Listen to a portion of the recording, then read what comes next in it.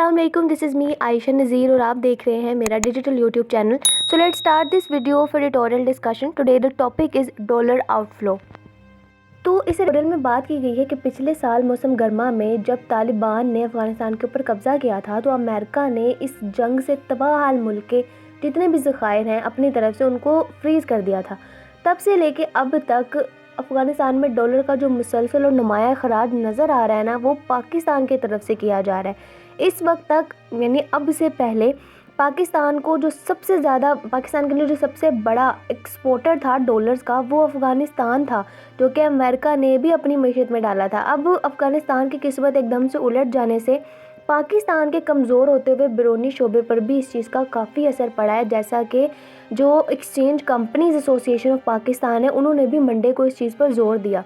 इस एसोसिएशन ने कहा है कि जो अफ़गानिस्तान को गैर कानूनी तौर पर बहुत बड़े पैमाने पर ये जो ग्रीन बैग के खराज दिए जा रहे हैं, उसके अलावा जो तजारती और करंट अकाउंट एक्सचेंज खसारे हुए हैं, इन सारी चीज़ों ने मिल के पाकिस्तान के अंदर जो गैर मुल्की करेंसी के ज़खायर हैं उनको ख़त्म कर दिया है। एसोसिएशन के अहदेदारों ने एक प्रेस कॉन्फ्रेंस में ये भी कहा कि अफ़गानिस्तान में अमेरिकी करेंसी की जो बिला रोक टोक बहाव है वो पाकिस्तान की तरफ से उसने पाकिस्तान के अंदर भी करेंसी का बहरान पैदा किया हुआ है।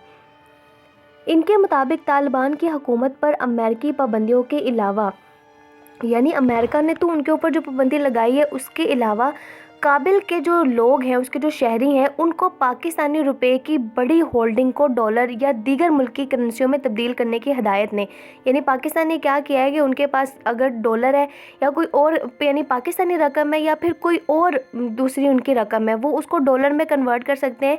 ये हदायत उन्होंने दी है, जिससे क्या हुआ है कि अफ़गानिस्तान की तरफ से ग्रीन पैक का जो बहाव है वो बहुत ज़्यादा बढ़ गया है। इन लोगों के मुताबिक, यानी जो ई कैप है, उन लोगों के मुताबिक अफ़गान को अब 50 लाख से ज़ायद मालियत की पाकिस्तानी करेंसी रखने की इजाज़त नहीं है।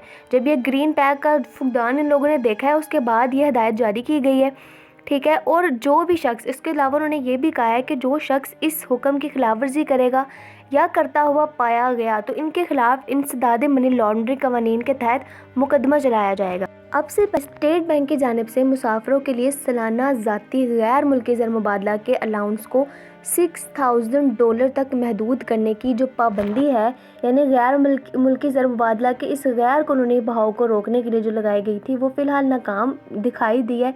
अब इसका मकसद क्या था कि जो पाक अफ़गान सरहद पर कस्टमर्स कंट्रोल की वजाहत की जानी थी इस पाबंदी से, कि बदनवानी ना हो और किसी किस्म की जो कमज़ोरियां हैं वो सामने ना आए, लेकिन फ़िलहाल इसका कोई फ़ायदा नहीं हुआ। और हैरत की बात यह है कि मुल्क की मगरबी सरहदों में डॉलर की स्मगलिंग को रोकने के लिए गुज़श्ता 1 साल के दौरान इख्तियार किए गए किसी भी इंतज़ामी इक़दाम ने मतलूबा नताइज नहीं दिए, जिसमें बड़ी मकदार में हार्ड करेंसी को बाहर ले जाने की कुछ कोशिशें की गई थी कि कभी कभार कुछ गिरफ्तारियां जो हैं वो सामने आई थी।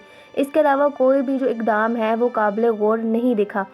डॉलर का गैर कानूनी खराज इन बहुत से अवामिल में से एक है जिन्होंने हालिया महीनों में पाकिस्तान की जो शर मुबादला है उसको बेहद दबाव में डाला है और मार्केट की नकल मकानी में अहम किरदार अदा किया है, जिसके नतीजे में इंटर बैंक और ओपन मार्केट में जो शर मुबादला है वो डिफरेंस में आ गया है। बात यहाँ पर इतनी है कि इसमें कोई दो राय नहीं है कि मुल्क से डॉलर की जो गैर कानूनी एक बहाव चला है अफ़गानिस्तान की तरफ, इसको बंद किया जाना चाहिए। और ये बात भी साफ़ हुई है क्योंकि पिछले दिनों 3 गुल बाउंडेड पैसेंजर्स को अरेस्ट किया गया है और उनसे $60,000 की रिकवरी की गई है। तो इससे ये बात पता चलता है कि जो डॉलर का बहाव है वो सिर्फ अफ़गानिस्तान तक ही महदूद नहीं है।